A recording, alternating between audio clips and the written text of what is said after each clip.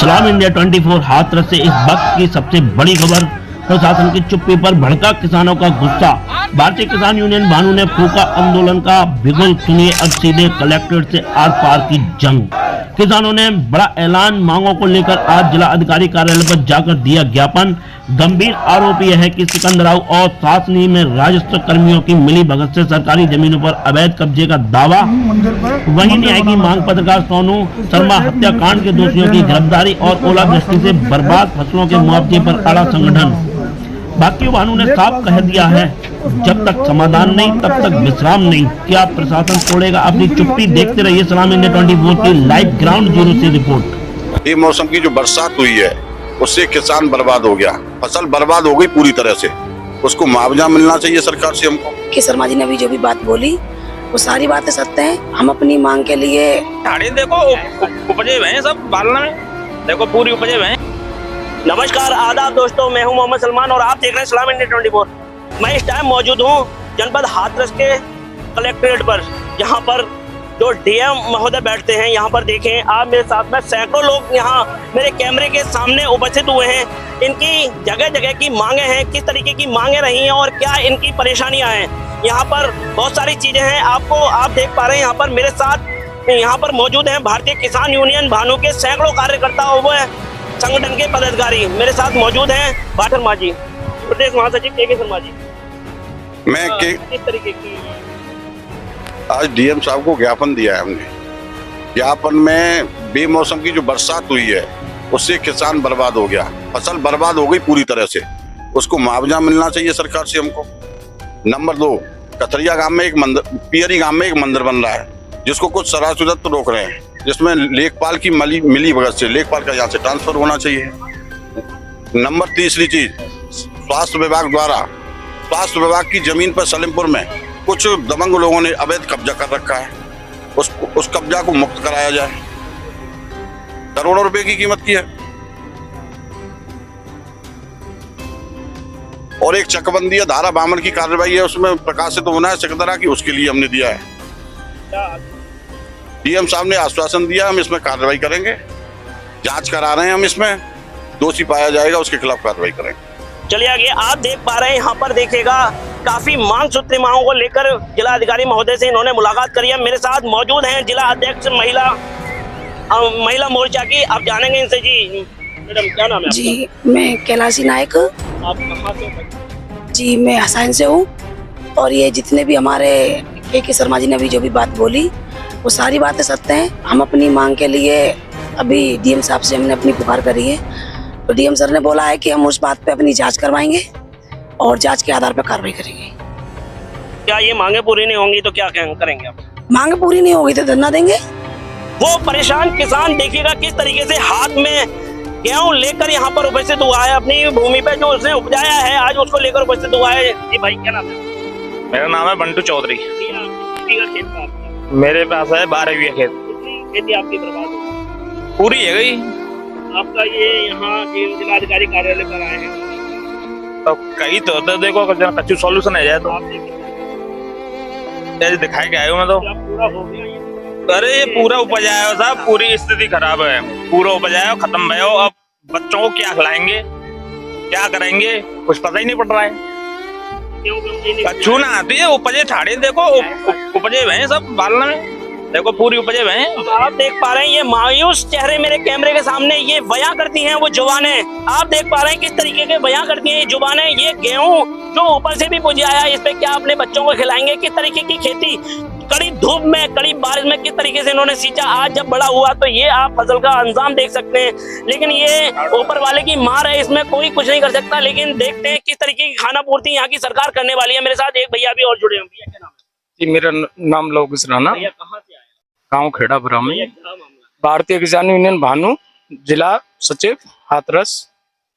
मैं इसलिए आया हूँ, ये ओलावृष्टि जो हो रही है इसके लिए कुछ किया जाए, करा रहे हैं। मांग हमने जो मांग हमारे चाचा जी बोल रहे हैं वो मांग हमारी पूरी होनी चाहिए। ठीक है, तो पूरी का ही नुकसान हो गया। मेरे पास 20 बीघे खेत है, ज्यादा नहीं है मेरे पास, 20 बीघा खेत है। 20 बीघा खेत का भी नुकसान है मेरा। सब में पानी भर गया, फसल लेट गई, काला गेहूं पड़ गया मेरा। खाने लायक भी नहीं रहा है वो। कचूना है, बेकार है वो बिल्कुल।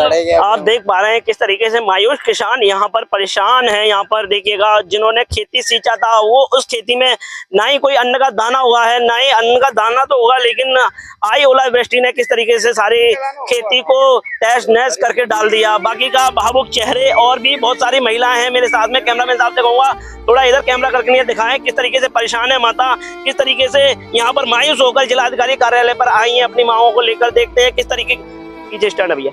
देखिएगा, क्या नाम है आपका? सरला देवी, कहाँ से आई हैं? सिकदरा से। खेती यारी सब बर्बाद है और क्या है, कुछ नहीं है, कमाए क्या, बच्चों को क्या खिलाएं? कुछ यही कमाने वाले ही नहीं है तो क्या खवाएगा। अब मांग जो सरकार करेंगे सो होगा, क्या हम क्या यार। 3 बच्चे हैं और 3 बच्चे मतलब जमीन पे कब्जा कर लिया सब। हमारे पति ऐसे ही ना है, विधवा औरत है। नेता है महेंद्र प्रताप बाने अब अपन दखल ले लियो, हम हमारा दखल बिल्कुल है। तो सब जगह मतलब जहाँ तहसील में जाऊँ कहीं और सिकंदर रहो, कहीं का सुनवाई नहीं किया हमारी। देख रहे हैं यहाँ पर किस तरीके की शिकायतों के समाधान के लिए लोग यहाँ जगह जगह से आए हुए हैं। यहाँ पर देखते हैं किस तरीके की यहाँ पर सरकार खरी उतरेगी, क्या इनको मुआवजा मिल पाएगा, क्या इनकी परेशानियां दूर हो पाएंगी। जिस तरीके से और भी देखिएगा महिलाएं किस तरीके से गरीबी हालात से गुजरते हुए अपने परिवार का भरण पोषण कर रहे हैं, और ऊपर से एकदम होने वाली ओलावृष्टि ने सबको तहस नहस करके डाल दिया है। बाकी का मेरे कैमरे के सामने और भी एक माता जी मौजूद है। जी अम्मा की उम्र कम से कम 60 से 70 साल की उम्र होगी। जी अम्मा कितनी उम्र है? 70 साल। क्या परेशानी है, क्यों आप आई है जिला? परेशानी है श्रीमान जी, ऐसा है हमारा कि महेंद्र प्रताप है, वो हमारी जमीन में 1/3 का हकदार हो गया। वो दबंग है और फ्रॉड है। कहाँ का निवासी है? ये इंदर नगर सिकतरा का। इतना दबंग है कि पुलिस भी उससे डरती है। हाँ हाँ।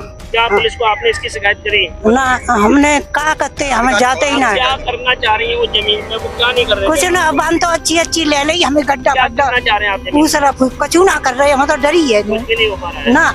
मना कर आपने संबंधित थाने में दिया था? हाँ, थाने में लगता है आपका हसाइन थाना लगता है। हाँ। हसाइन थाने में आप कितने बार गए हो? हाँ, तो एक बार ना गए, को सुने वो हमारी। आप क्यों नहीं गए? जब आपको लगता है कि थाने में हमारी भाई हो, थाने पे जाना चाहिए आपको। ऐसे हम यहाँ आए एसओसी मैडम अपर जिला अधिकारी, कुछ ना हो।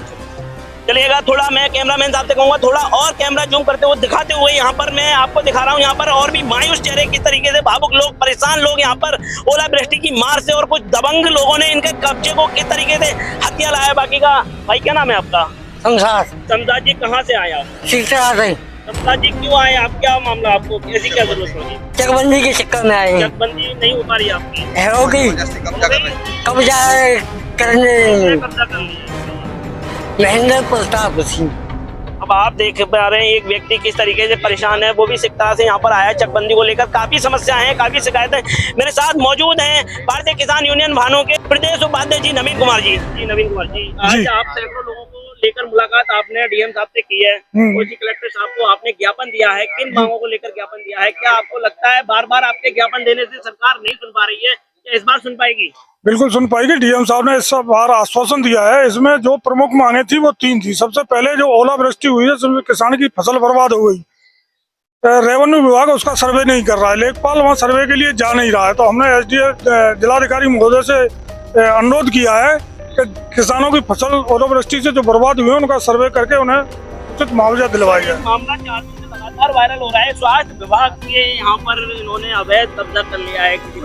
इसके भी ये भी गलत हुआ है। स्वास्थ्य विभाग की आपको लगता है कि तमाम लोगों छोड़ने का रेडीमेड की दीवार भी लगा रखी है वहाँ पर, कैमरे के माध्यम से लोगों को दिखाया भी है। बिल्कुल, आपका इसमें बहुत बहुत धन्यवाद कि आपने एक गलत चीज को उजागर किया, और इसी के लिए हमने डीएम साहब को अप्रोच किया है कि उसकी जांच करा के वो जमीन मुक्त कराई जाए, क्योंकि वो सरकारी जमीन है। सरकारी जमीन सबकी होती है, न कि एक पर्टिकुलर व्यक्ति की। उस पर अवैध कब्जा हुआ है, उसके लिए कहा है। दूसरा, प्यूरी में एक मंदिर बनाया जा रहा है, उस मंदिर को लेखपाल की मदद से रोका जा रहा है, वो भी गलत हो रहा है। जबकि सनातन सर, क्या नाम है सर? कौन लेखपाल है जो इस तरीके की दबंगी गाँव पे दिखा रहा है?